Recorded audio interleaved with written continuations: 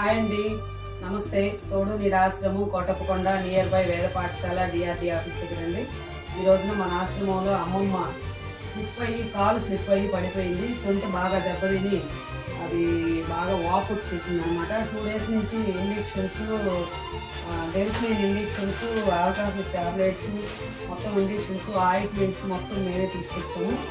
So ఎవరో మీలాంటి వాళ్ళు, వాళ్ళ బంధువులు ఎవరో ఉంటే కొత్త గొప్ప వేశారు.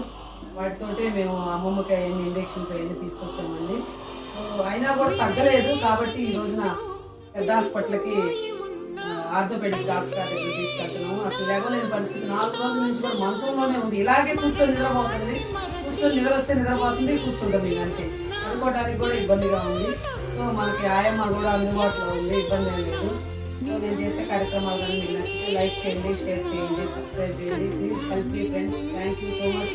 నెక్స్ట్ మంత్ 25 మన ఆశ్రమంలో గుడి ప్రతిష్ఠ ఉంది. త్రిలోకేశ్వర స్వామి ప్రతిష్ఠ ఉంది. తప్పకుండా మీరందరూ సహకరించవలసిందిగా కోరుచున్నాము. Thank you so much. Thank you.